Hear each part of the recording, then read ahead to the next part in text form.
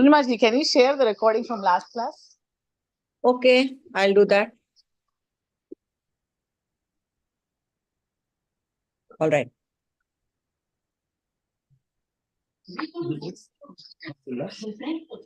So let's start with the prayer. Okay. Yeah.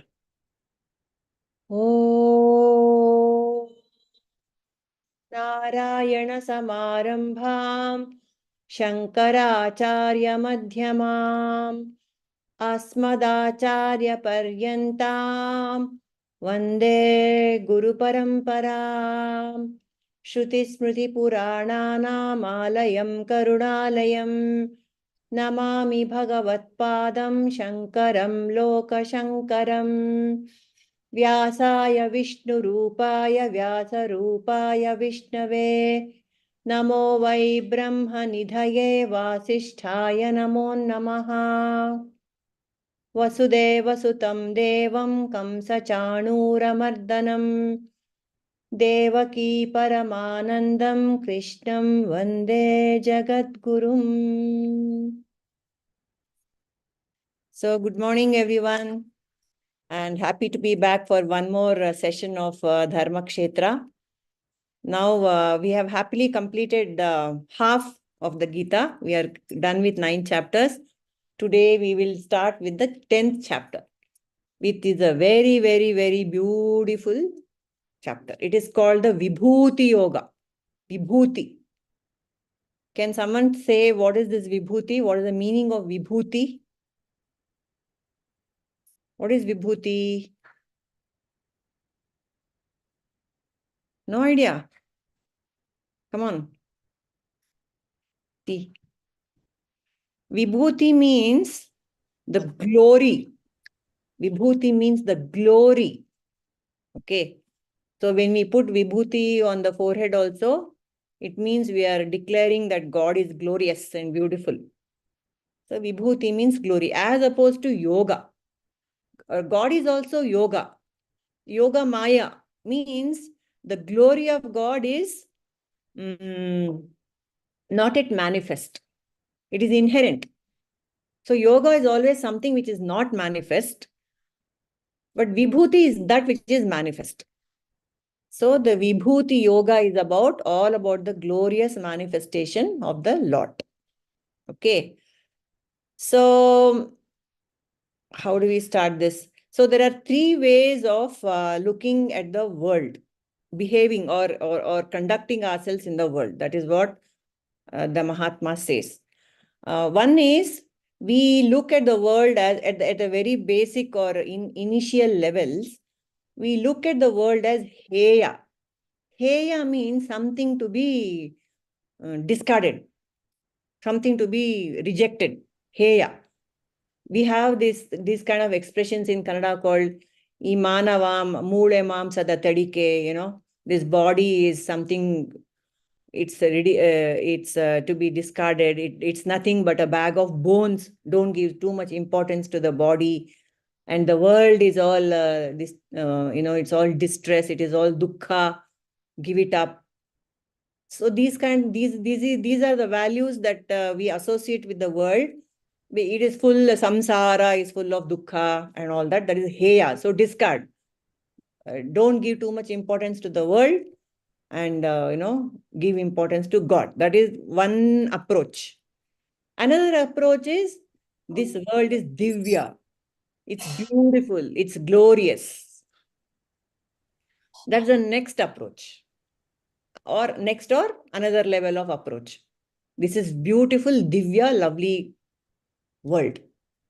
And the third one, it is what you would call the more superior one, the Advaitins would call the more superior one is, the world is jnaya, to be known, to be understood.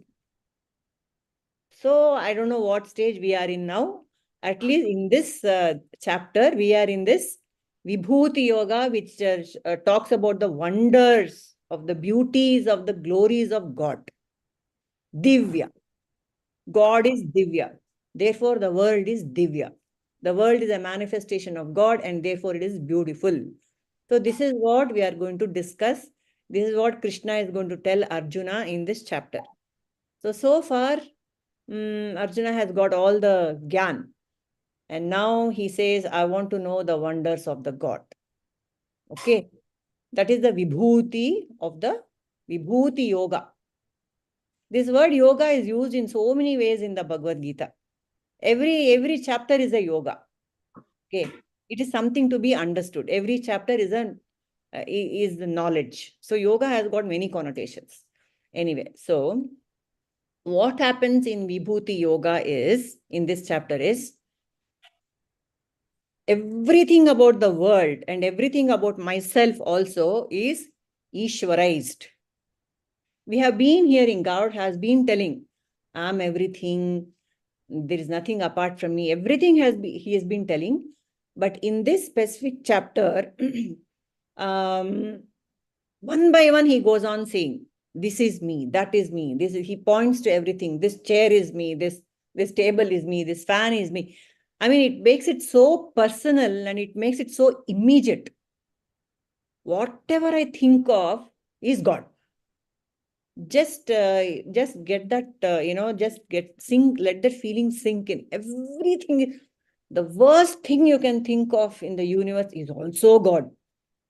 Now, how to reconcile with these viparita bhavanas, It's easy to think of the beautiful things as God, which is what's happening in the Vibhuti Yoga.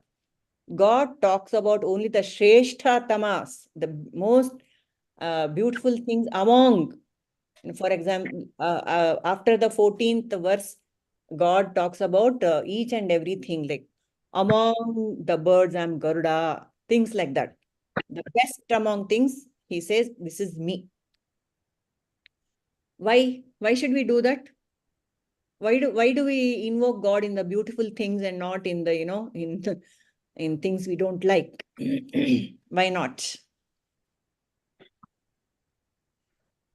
Anyone, please? In previous chapters, the God himself has told that, see me in everything. That's the reason we have to see wherever, in everyday life also, if we, the paper, if we stamp something, we just do namaskaram. Correct, correct. That's the reason we have to, see God everywhere. Yeah, that is correct. That is correct. What I'm saying is, we have certain iconic images of God which we worship. No, Ganesha or Saraswati, Lakshmi. So we make it beautiful and then we worship. We will not keep an idol which is not, it is kind of ugly, isn't it? So we always see the beauty and then we worship the beauty. That's what I'm trying to say. We don't worship ugly things. Alva, Shweta, we don't put some garbage in the puja room and we worship because it's God. We don't do it. Correct. Why not? Why not? According to my understanding, I can say that, as we also, do makeup and everything, and we want to look good, the same way we want God also to look good. Correct. That's how, we feel, and our mind also, like, if it is a very pleasant thing, our mind calms down very easily. If there is a dirt or something, our mind gets blocked. Correct, correct. Very correct. That's how. Correct. So it's easier to see God in beautiful things, like you just beautifully put it. It's easier and it's pleasant. It makes me happy. So it's, to begin with, we should just go with that. You look at the glories of God in the highest values, the most attractive beings, beautiful things. In that we will see God. So it's easy to love a lovable person rather than a sinner. Let's be very frank about that, isn't it? That's why. And then we can progress to seeing the oneness underneath all the everything of creation, all of creation. Isha vasamidam sarvam. So in this chapter, there are some 60 vibhutis, 60 glories, 60 or more that Krishna specifies. But of course, the vibhutis of the Lord are infinite. So that's the PTK. And then the first first 7 verses is kind of introduction to all this. And Bhagwan himself also talks about his glories. This is also very strange. I think I had told you this story earlier. But since some new people are here, I would like to repeat it. So there was this great sage called Samartha Ramdas. He's based in Pune. Once he was going through his a village. All these sages and masters, they travel. They used to travel in earlier times with their shishyas, go from village to village, spread the message. And that's what how they used to spread the word. Not big, because they didn't have technology like we do now. So this great sage was going with his shishyas, and he was passing through a village. So in village, a man was beating his little boy black and blue.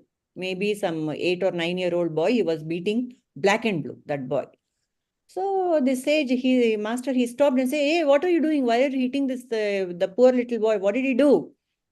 And so the man said, he fell at the feet of the master and said, "This boy, you know what he did? He's saying Lord Krishna is very egoistic. He's got a lot of ahaṁkara. Lord Krishna has a lot of ahaṁkara. Why? Because see, in the Vibhuti Yoga, he goes on saying, I am this, I am that, I am this. Who will say? Saying I means ahaṁkara only. No, you have only taught me, isn't it?" So that's what the boy said. And so the father was very angry. He was scared where Krishna will curse him. He's calling God as a, ahankari. So he got very worried and he started thrashing the little boy. And so this master said, no, please don't hit the boy. You send him with me. Let him be with me for a while. And then I will send him back to you. Send him to the Gurukula. So the man happily sent his little boy to the Gurukula. And this fellow stayed with the master. And he was a very good student. He was Ajnakari. He did all the work that a master told him. And then he became a strapping young man, strong, with nice muscles, youth, good looking and very wise young boy. And then again, in one of those yatras, when they were going, they were passing through a tough terrain, hilly terrain. And the large boulder was had fallen in the road, blocking the road, the path. So the entourage couldn't move. And so the master asked the young fellow, please move that boulder, none of us can do it. So the fellow said, yes, I can move it. And then he kind of shifted the boulder away from the path and cleared it. And then the master called him and asked, were you able to move that boulder easily? The boy said, yes, I was able to move it. How come you moved it so easily? Because I'm strong, I'm young and I'm strong, and you are all, more, you're all older, you couldn't do it. So I could do it easily. So the master asked him, did you make this statement with ahankara, or did you state a fact that you are strong and that you could do it easily? Was it ahankara or was it a fact? Then the boy said, no, it's a fact. It is not ahankara. I am not boasting about myself. I'm just stating a fact that I'm strong and therefore I could move. Then the master says that's the association with Vibhuti Yoga. Here the Bhagavan is not boasting. He is just merely stating a fact. So that's why the God is speaking about himself. It might seem like it is boasting, but it is not. Why? Because he says in one of the earlier shlokas, there is nobody else who knows my wonders. I am the first. I came first. Only after me, everyone has come. So how will they know me? So I'm the one who has to say. That is why God is speaking about himself. Nobody who came after him can know the full-blown effect of this whole manifestation. That's the idea. So he himself says in the shlokas, because I was there and I created the 4 sages. Who are the first 4 sages? Sanat, Sanatana, whatever those 4 guys are there. And they immediately took samsara and went, sannyasa and went. And then I created the Manus. And then I created the Saptarushis. The Saptarushis, of course, we can still see them in the sky. And the Saptarushis were Gruhasthas, fortunately. And then from them came the entire, the clan, the humanity has come from them. That is why even now our Gotras we trace back to the Saptarushis. All of us have roots with one of the Sapta Rishis and the other Rishis also.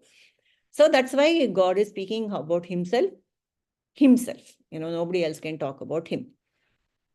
All right. So we will go to Can you share the recording from last class? Right? Okay, I'll do that. Okay. Yeah, I'm sorry about that. Okay, now we will go to the first verse. First selected verse.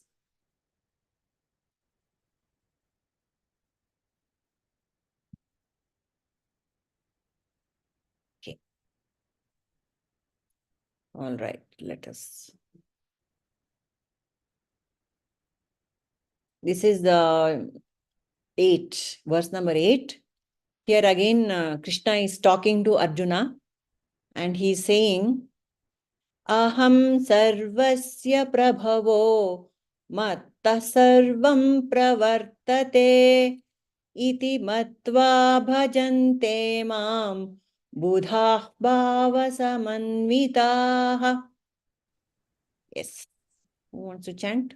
ahaṁ sarvasya prabhavah mattaḥ sarvaṁ pravartate iti matvā bhajante mam budhā bhāva-samanvitāḥ. Very beautiful, Chandra. Welcome back. Okay, next. ahaṁ sarvasya prabhavo mattaḥ sarvaṁ pravartate iti matvā bhajante mam budhā bhāva-samanvitāḥ. Very lovely. Malay? ahaṁ sarvasya prabhavo mattaḥ sarvaṁ pravartate iti matvā bhajante mam budhā bhāva-samanvitāḥ. Lovely. ahaṁ sarvasya prabhavo mattaḥ sarvaṁ pravartate iti matvā bhajante mam budhā bhāva-samanvitāḥ. Thank you, thank you, thank you. I can go next. Yes. Aham sarvasya prabhavo mattaḥ sarvaṁ pravartate iti matvā bhajante mam budhā bhāva-samanvitāḥ. Hello, good morning. ahaṁ sarvasya prabhavo mattaḥ sarvaṁ pravartate iti matvā bhajante mam budhā bhāva-samanvitāḥ. Very nice.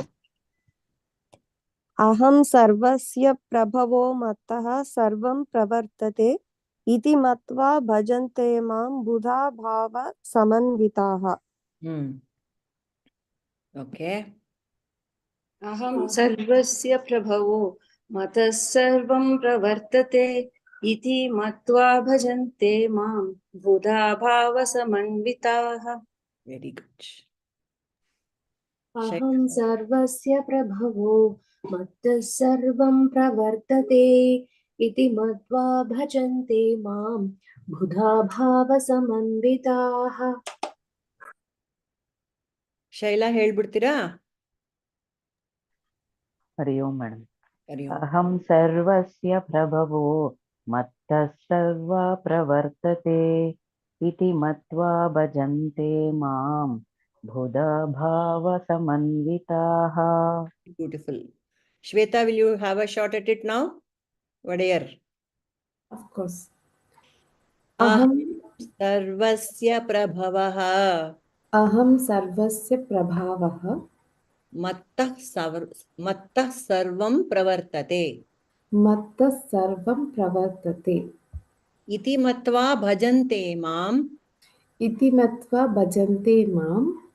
Budhā bhāva-samanvitāḥ. Budhā bhāva-samanvitāḥ.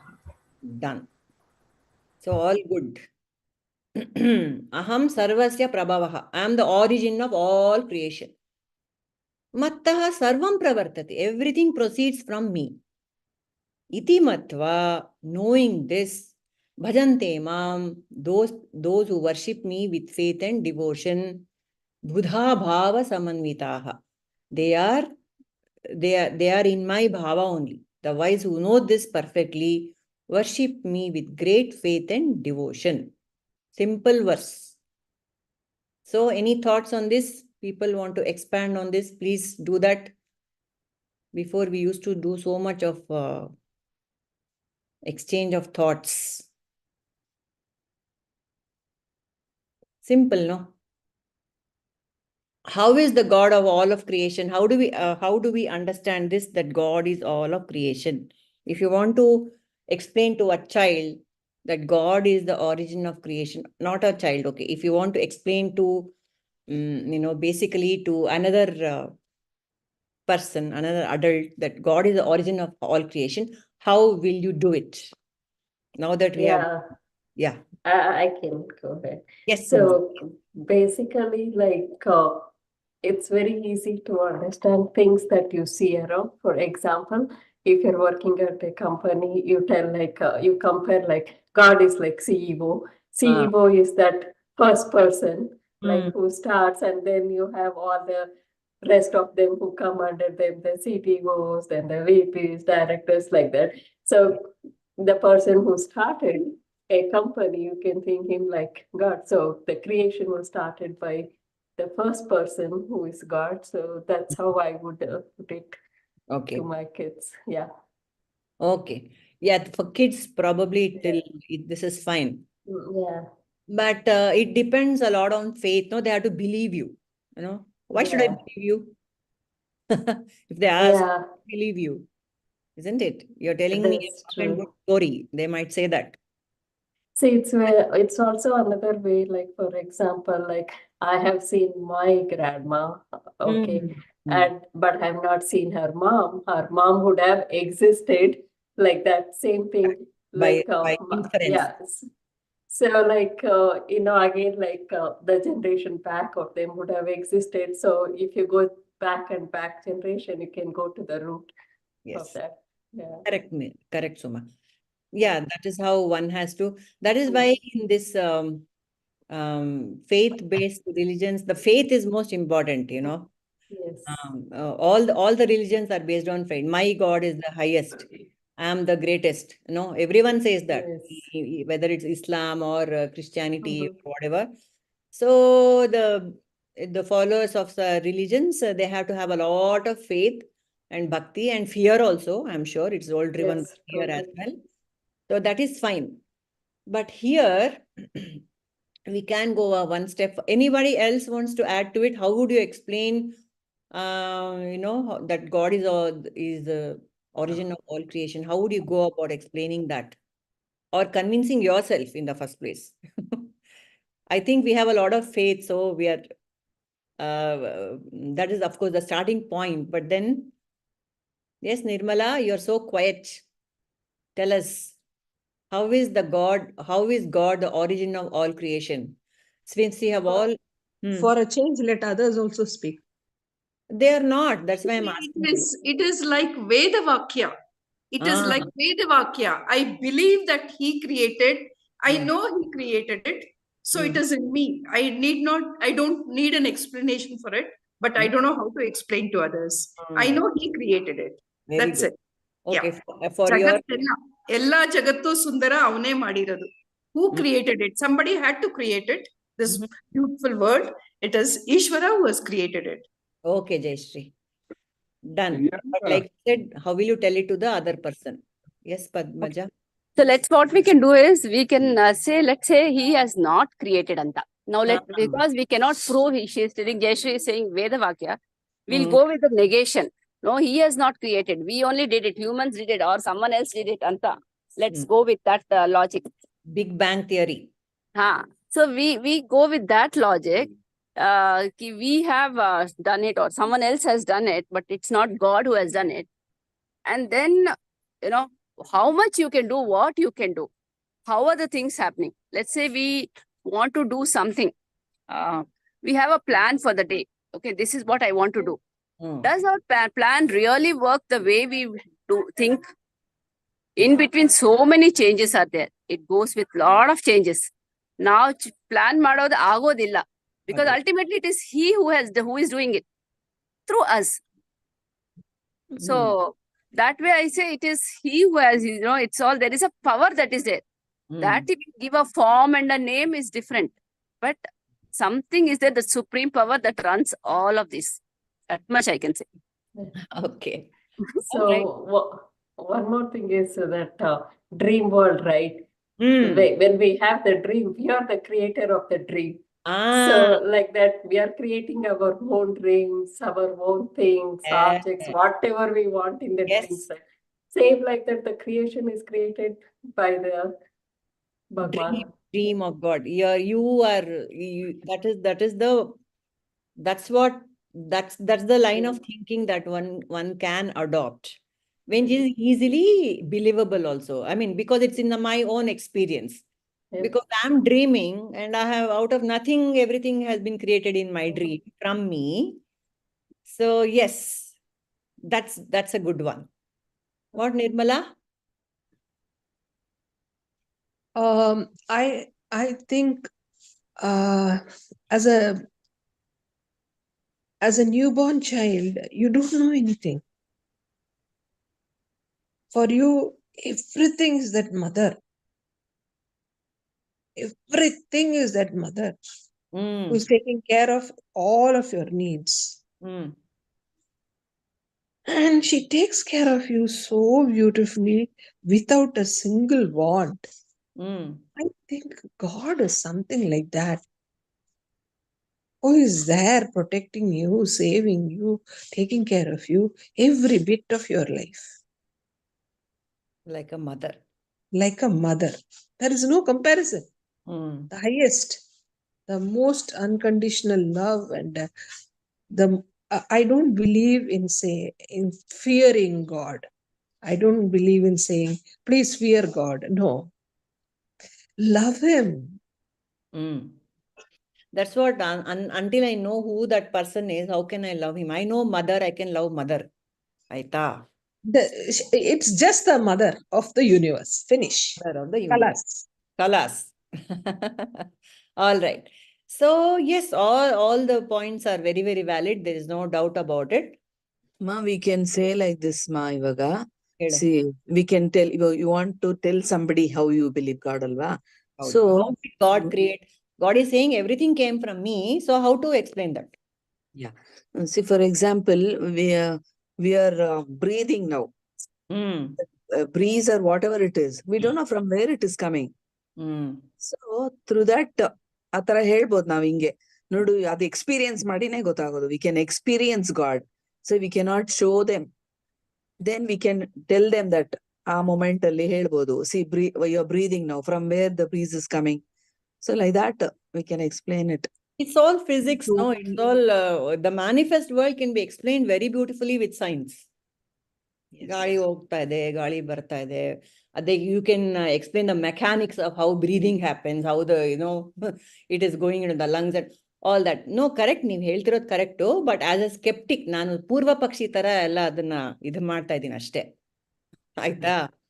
So the scientific world can always be explained, isn't it? Through science. The manifest world can be. It is available for explanation. It's available for experimentation. Alva. But beyond that, yenide anta, we have to explain. No? So, Purnima ji, so just one example here, right? Yeah. So for example, the process of reproduction is just one small example, right? So people think science can do a lot. People, of course, kids happen normal ways. Kids that, people who have to go through a different process to have children, they go through IVF, where science is so beautiful that, they can make a lot happen outside the body before you put a embryo back in your womb, right? Just simple example. Yeah. But once the embryo goes in the womb, that's where science ceases. Right? That's where science ceases, and then something else has to take over then. Okay?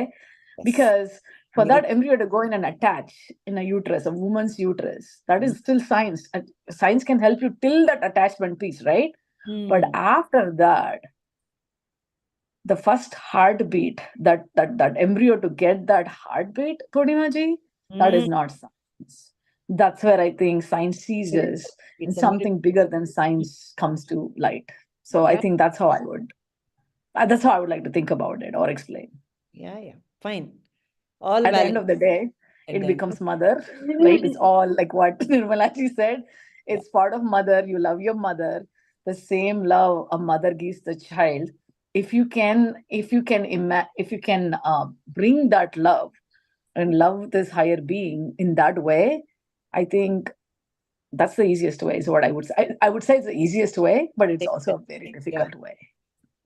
So that's my 2 cents. Very nice, Shweta.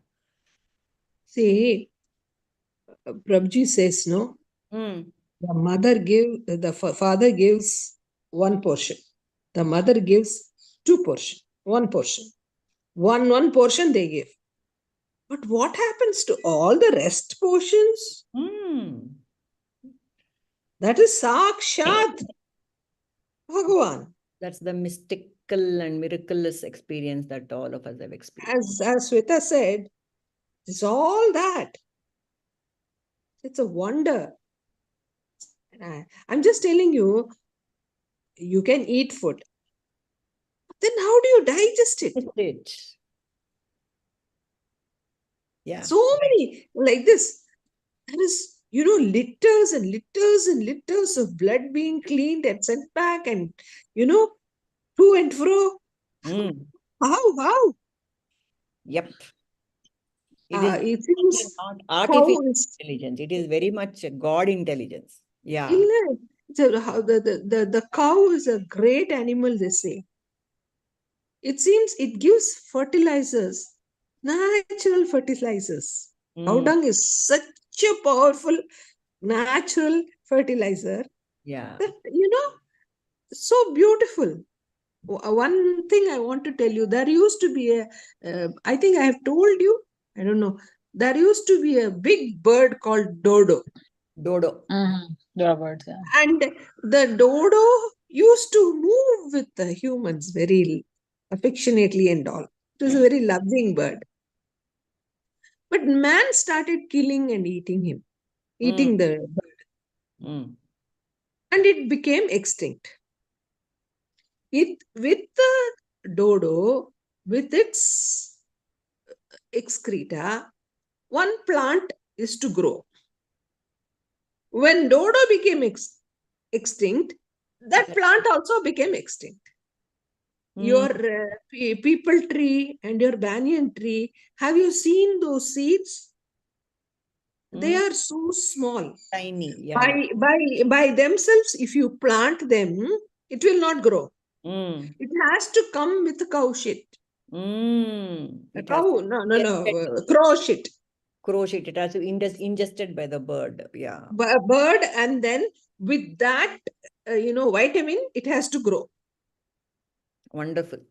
So there is so many linkage going on here. We don't know all the answers. We don't know. There are so million questions are there. No, there is only one answer, God. God. Super. Right. Yeah, correct. Yes, Nirmala. So yes, once you start, yes, Padmaja. Did you ever listen to this Dr. Devi Shetty, Narayana Hospital, cardiologist? When he talks, he says, I am, a kind of world famous cardiologist. People come to me. He has seen so many cases, but he himself says, I cannot explain God, but I have experienced it. How? Yes. I've seen it, cases where I've said hopeless case, agodilla, he cannot live anta. But then that guy survives. And there are some simple surgeries. I'm very sure nothing will happen anta. But why and nothing, I don't know, but that is gone. Yeah. So this is all experience that I have seen. Ki God is there anta. That is the key word, Padmaja. You brought it. God is not a thing or a person. God is an experience. Experience, correct. God is an experience. That's the final bottom line. The world is an experience. Padmaja, can you share that? Sure. I'll send it. That interview link, I'll send it. Yeah. The world itself is an experience and it has no independent existence at all. Apart from me, the world has no independent existence. There it is. Like Suma also brought in that. When I go to sleep, there is no world. The world, the existence of the world depends on me. Me in the sense what? The world is, it is vritti. The world is all about thoughts. It's a thought. The world is a thought. Like how a dream is a thought. I'm not aware of it when I'm dreaming, Ashte, but it's a thought. Even now, as I'm waking, I'm dreaming only. It is called a waking dream. The Mahatmas call it a waking dream. And it's all nothing but thoughts. The thoughts have become forms. That's what it is said. And where do these thoughts appear? Where do the thoughts appear? Don't say mind. It is fine. Mind is the instrument through which it appears. Thought in appears consciousness. In my consciousness. It appears in the field of consciousness. The thoughts are appearing in the field of consciousness, like how a movie is projected on a screen. You know, that field of consciousness is the substratum on which everything is played out. What have you is being played out. The most beautiful and the most horrible, the horrific, they're all played out on the screen of consciousness. That is how the awareness principle is the God principle. That awareness that I have, that is God. Without that awareness, when I'm dead to the world, where is the world? Nothing, it's not there. That awareness, when it's reflected in me when I wake up, that is when I experience the world. That is when everything comes into, it just appears on the screen. That is why you say the essence of the world is consciousness / God. Only awareness can say, I am everything. It's only awareness that can say, because of me, everything appears. So basically, it is complete. It has gone back to the highest teaching, Advaita. When God says, I'm everything, it means awareness is everything. And who is awareness? Me, you, me. Everyone is awareness alone. That feeling of I am that I have is God. It is so simple, but we will not accept it. It's very difficult to explain that. It's very difficult for people to accept that. Arey Bapre, how can I be God? You are. Because in you, everything, you are experiencing everything in your awareness. That means you are God. So how can I be, then why am I sinner? Because you don't identify with that awareness. No. Because you identified with the limited body and mind, I am so and so. Because you identified with the CV, you don't experience, you don't understand that, it is all God. Otherwise, each and every fellow on earth, at the basic level of awareness, everyone is God only, and that God is one. It is not a different God in one person, a different God in the 108 billion people and 84 lakh yonis, species that we have in the universe. Everything is just that one awareness in which everything is being played out. So from that point of view, mattaḥ sarvaṁ pravartate. Everything comes from min. Ashte. Simple. It's very easy when you go back to the basics. Mattaḥ sarvaṁ pravartate. Me, from me. Forget even God. From me, from Padmaja, from Nirmala. Only from me everything comes. What is there? If I don't have that consciousness, where will I experience the world? Nothing. Zilch. And another beautiful thing is, there is no creator, there is no separate creator and there is no created. The world is not separate from God. The dream is not separate from the dreamer. Karya, Karana, both same. Karana is the nimitta, the one who is responsible for the creation. And the Karya, the world which has come out of it. There is no difference between the Karya and the Karana. That's what in Vibhuti Yoga God is saying. I am the world. There is no difference between me and the world. I am abhinna nimitta upadana karana. You know these terms, no? Nimitta karana, upadana karana. Nimitta is the intelligent cause behind the universe. Upadana is the material cause of the universe. And here in Advaita, we understand that there is no difference between the nimitta and the upadana karana.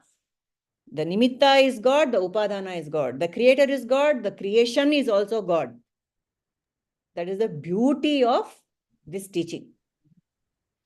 Nimitta upadana karana, you have to explain a little more, Purnima. That is, the potter needs the clay to make it into a pot. Yes. But the creator just wishes and creates the Sankalpa matrena. Sankalpa matrena, he creates the world. Yes. There is no material with which he takes and makes. Just like how a spider takes the web, spins the web from its own body. And spins the web. Like that, the God spins his world with the help of Maya. And another example giving in Mundaka is just as how herbs and plants grow from the earth, by itself they grow. That is how world is manifested from God. And one more thing, how our own hair and nails grow from the human sentient body, an ancient thing can come out. That is also 3 examples are given in Mundaka. One is spider from the web, spider spinning a web, and then shrubs and plants and all growing from earth, and how our nails and hair grow from the sentient body. Those are the examples how God created the world has come. But then it's all, basically it's about, because I'm aware, I experience the world.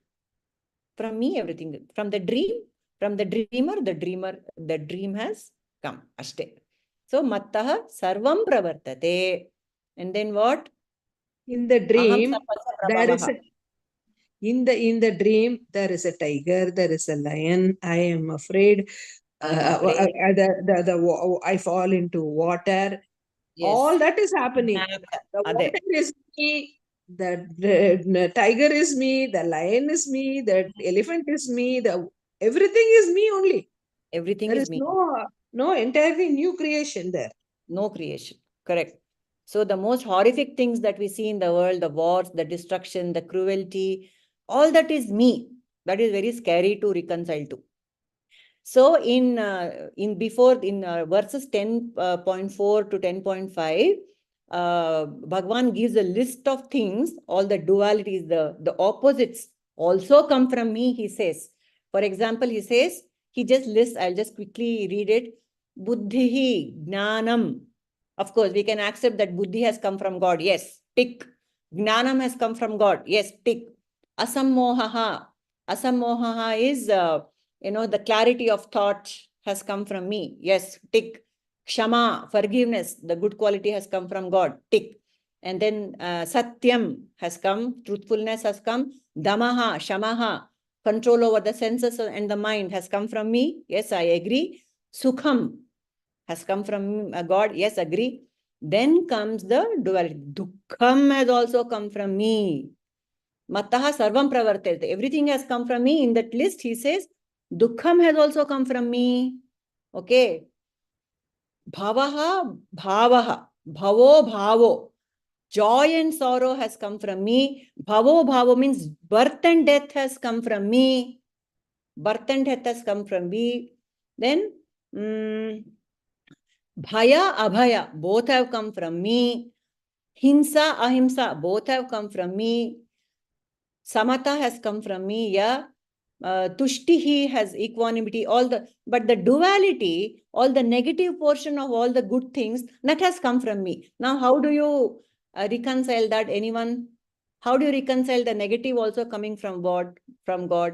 Let us say yeah. Sorry, finish your sentence. I'm so sorry. I didn't mean to. That's it. I want to know our understanding of it. How can you reconcile the most horrible things happening on earth has come from God? Apart from the fact that, it is in my awareness, it is playing out, of course. But then how do you reconcile to it? Because the transactional reality is very, very, very real. How much ever I tell myself it's a dream, when I'm going through a headache, a stomach ache, or a death in the family, or some horrible tragedy, how do I reconcile that? The way I the way I like to think about it is, because there's goodness, because I know what good is, that's why I know it's bad, right? So if I only knew war, and if I did not know peace, then I would think that's the normal thing and I would adopt. The beautiful part about the human consciousness is our adapt. I think one beautiful thing, one of the beautiful things that he put in us is the adaptability piece, right? Very perfect. See, no matter hot, cold, super hot, spring, we know how to adapt to the weather. We adapt to everything. So that's what I think he created us. So we know there is peace. That's why we know war is bad, because we don't want to do it. Again, at the beginning of the class, we said cleanliness is what we want to be around. When we pray to God, everything has to be clean and everything, right? Because cleanliness is next to godliness. But we say that because we know what dirty is. All right. So that's how I reconcile it. Okay. Okay, good. Very nice, Shweta. Any more thoughts? Yes, Padmaja. I look at it this way, like good and bad, it is all in our mind. Obviously, yes, we have termed like this is good thing, this is bad thing. In my opinion, there's nothing called good and bad. It's all that we think and, it comes from our mind. But everything that happens for a particular reason. Even the bad or the worst that happens, it may also at that particular moment, it may sound or look bad.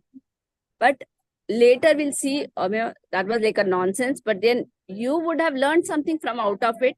Or maybe God has some other plans, if that wouldn't have happened, I wouldn't have been like this, something on those lines. If I look at it, I think everything comes from God. It is He who runs it. And then, we have to do whatever we are doing currently, have to be done with that consciousness and awareness. It's about it. Very nice. Okay. Yes, Padmaja. Well said. Any other thoughts? I would like to tell one of the stories you mentioned in this ants have anklets. Because over a period of time, I'm listening to that, and I got, in that one story you told, the sorrows are also from me only. Then there is a short story you said. Krishna goes to a rich man also, where he's been treated very well, and and Krishna blesses him, like with very good things, like he'll become very richer. And the minute he goes to a poor man, and that poor man will have one cow which will be a sick. So that poor man, whatever he had, he treated Krishna with that, and he sent him. And Krishna came out. The minute he walked out of that house, that cow died. Overall, this Narada was watching all this, scene, whatever was happening. Then Narada questioned Krishna, telling that, dear Krishna, I am not understanding what exactly you are, doing. Your Leela, I am not able to understand. The rich is becoming rich and the poor is becoming, Papa, he had only one cow and it also died. Then Krishna's answer was, see, now the happiness on his face. That's how, I understood. The sorrow also comes from him. The happiness also comes from him. With that story, I ended. Very nice. Thanks for reminding me of that story. Really, thank you so much. Because the cow was a burden on the poor fellow. Because not able to even to care for the cow, and it was sick cow. It was not giving any produce also. Correct. So the cow also died. Yeah.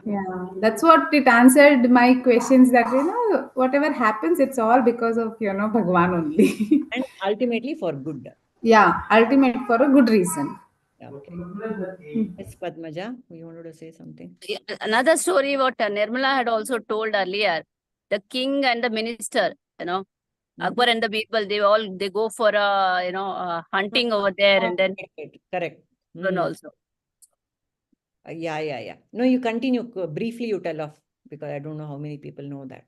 So Birbal always has this thing, I know whatever happens for good, whatever happens for good and all.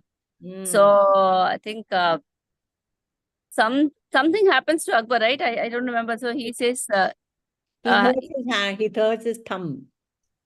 The king hurts his thumb, and so Birbal says it's good only. And so Akbar gets very angry and he imprisons him. He imprisons him, and because he said it is good, how did cutting off my thumb will become good for you? You go into the jail. This guy goes into the jail, and he goes on a hunting over there. He was caught by some tribals, and they want to offer him to the goddess for Bali. And then they look at his thumb and say, no, he's not fit for Bali, so we'll just leave him. He comes back and says, Birbal, he releases Birbal and says, I'm so sorry. I said, whatever you said is right. It's good for me it happened. Otherwise, I would have been, no longer there, got killed. Correct. Then he says, but how did it happen? It's good that I imprisoned you. So says, if you wouldn't have imprisoned me, the next person they would have taken me, I would have gone. So everything happens. At that point of time, yes, they would have felt it's not good. But yes, that's how it works. That's how it works. So nice. So all the bad things, yes, now both the stories brought out how that ultimately it's for the good. But the immediate things, that the sorrow I feel and the bad emotions that I feel, or something immediately, some horrible things which I cannot reconcile to myself happens to me. How to reconcile that as, how is that God? For example, all the horrible atrocities that we have been seeing and still going on between Israel and Hamas. That day I actually asked Guruji, it was so disturbing that day, all the visuals, despite myself, all those visuals came and, it was so disturbing. So I asked Prabhuji how to reconcile that, all these atrocities happening, children being, terrible things happening. So he said, you don't know their karmic footprints.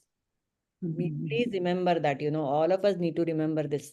When we see some horrible things happening, you don't know the karmic footprints of all the stakeholders here. So just leave it and pray for Lokahita. That's what he said, Prabhuji said. So anything bad that happens, remember that it is God in the form of karma phaladata. Simple. You might not even convince yourself that I cannot convince myself that this war that is happening is for the good. I cannot, with my limited brain or whatever, limited resources, I cannot. But what I can tell myself is, it is karma phala of all the stakeholders in the entire world. The cosmic karma is also there. We all have two types of karmas. One is individual karma and one is the kala karma. We are born in such a time and space in this world where all this is affecting everyone. So this is God in the form of karma phaladata. That is also God only. Some karma, someone's bad karma will hit me because I'm part of society. None of us are independent. We are not islands. We are not isolated beings. What the other fellow does will affect me in many ways. And that is my karma, that I had to be born in such a time period of time. So all the bad things, so-called bad things that I think is also God as karma. Ashte. That is the bottom line. In Padmaja?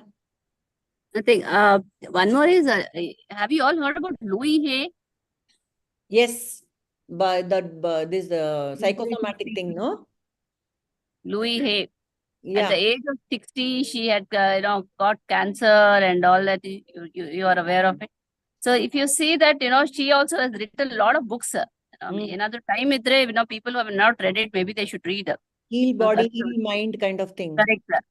So at 60, I think her husband, wanted to divorce her and get remarried, and it was a shock for her. And she said that life has kind of stopped for her. She never expected that at the age of 60. And then, thinking that, this shouldn't have happened and all that, I think she got cancer. And which is, people said, doctors said, gave up that ultimatum, within 6 months, she will die. It has spread across and that. And I think then she started reading and she started doing things and all that. slowly with her own thoughts and healing power, she corrected herself. And then she got into yoga and all at that. And she lived up to 80 plus, I think. And she became a motivational speaker and all. So I think for her, she thinks that, if that thing wouldn't have happened, husband is there like that only, and it would have gone life smoother. But she wouldn't have, seen this part of life where, it's how we take it, correct? How we convert that misfortune into a positive thing. Yes. ಅಮ್ಮ ಕೆಲವು ದಿನದಿಂದ ಜ್ಞಾಪಕ ಇದೆಯಾ ನಾನು ಹೇಳಿದ್ದೆ ಏನಮ್ಮ? ಇವಾಗ for example ನಮ್ ತಮ್ಮ ತಂಗಿ ಎಲ್ಲ ಚೆನ್ನಾಗಿದ್ದಾರೆ. ನಾನ್ ಮಾತ್ರ ಯಾಕೆ ಹಿಂಗೆ, ನನಗ್ ಮಾತ್ರ ಯಾಕೆ ಕಷ್ಟ? ಸೊ ನನಗೆ ಇದು ಬಂದ್ಬಿಟ್ಟು ಅಕಸ್ಮಾತ್ ನಾನ್ ಸ್ಪಿರಿಚುವಲ್ ಅಲ್ಲಿ ಇಲ್ಲ ಅಂದಿದ್ರೆ ತುಂಬಾ ನೊಂದ್ಕೊಂಡು ಕೊರ್ಗಿ ಸಾಯ್ಬೇಕಿತ್ತು. ಸೊ ಇದ್ರಲ್ಲಿ ಬಂದ್ಮೇಲೆ ಅರ್ಥ ಮಾಡ್ಕೊಂಡೆ ನಾನು, ನಾವು ಯಾವ ಜನ್ಮದಲ್ಲಿ ಏನ್ ಕರ್ಮ ಮಾಡಿದ್ನೋ, ಯಾರ್ಗೆ ಎಷ್ಟು ಮೋಸ ಮಾಡಿದ್ನೋ, I have to pay for it. So ಇವಾಗ ಕೂಲ್ ಆಗಿ ಸರಿ ಭಗವಂತ ಅನ್ಭವಿಸ್ಬೇಕು, ನೀನ್ ಶಕ್ತಿ ಕೊಡು ಅಷ್ಟೇ. ಹೌದು, that should be the only prayer. So ಹಂಗಿರೋದ್ರಿಂದ ಏನು ಗೊತ್ತಾಗಲ್ಲ, ಯಾವ್ದು ನನ್ಗದು ಕಷ್ಟನೇ ಅನ್ಸಲ್ಲ. ಸರಿ ಭಗವಂತ ನಾವ್ ಮಾಡಿರೋದಕ್ ಅನ್ಭವಿಸ್ತೀವಿ, ಒಂದ್ ದಿವ್ಸ ಒಳ್ಳೇದ್ ಮಾಡ್ತಾನೆ ಅಂತ ಅನ್ಕೊಂಡು ಜೀವನ. Very beautiful. See, that's the bottom line. Yeah, whatever I am experiencing now is my karma phala. Okay, someone is being very rude to me. Sometime I must have been rude to that person in some other lifetime. Ashte. That is why I am experiencing that. So number one, I accept that it is some karma phala, and when everything has come from God, this also has come from me. And Eckhart Tolle has got a very beautiful, he makes a beautiful statement. He says, any situation, treat it as if you have asked for it. So beautiful. Any situation, I have asked for it. That is why it is here in front of me. Otherwise, I wouldn't be in the situation. So when such is the case, when I am the creator, we said that mattaḥ sarvaṁ pravartate, from me everything has come. If that has come in front of me, because I have created it. I don't know when, but it has been created by me. I am the sole person to be blamed. So with that knowledge, when I approach life, like Chandra said, it is much more easier to go through it, whether you like it or not, but it becomes a little easier to go through the ups and downs of life. That's all. So, halaladaru haku, neeralladaru haku, Raghavendra. Whatever you do, you want to do with me, you do. I am your servant. Okay, so two levels we can accept. Everything has come from me. That is one level. Number two, everything has come from God. So, He has brought me to this situation, He will take care of it. The more we become simple in our heads, the simpler life will be. That's the message for the day. I think we can stop today here. So, more in the next class. How many shlokas we did, Purnima? Padmaja, you know me so well. You know us so well. You know us so well. So, I mean, are we really dwelling too much on one shloka, or is it fine? It's good. For me, though, it is excellent. Yeah, it is excellent. This is really good. It's very good. Okay. Because these are little things which really bother me. That's why I dwell so much on that. It's amazing. This is something we will never get anywhere. Abba. Just discussing all this, nobody else is interested except we bozos on a Saturday early morning. Saturday early morning, very good breakfast. No, when Purnima said third also we will cover, ante agalla amma third. Illa next slokas alla, it's on the same line, so I guess we can go fast. See, that most important thing has to be defined. How does everything come from God, anta? That was bothering me. That's why, all this happened. Okay, good. Close it. Okay. Asato ma sadgamaya tamaso ma jyotirgamaya mrutyormam amrutangamaya. Om shanti shanti shanti. Lokaha samastaha सुखिनो भवन्तु लोकाः समस्ताः सुखिनो भवन्तु लोकाः समस्ताः सुखिनो भवन्तु हरिः ओम् 15 मिनट लगेगा इसलिए नमः हरिः ओम् Thank you, ma'am. Thank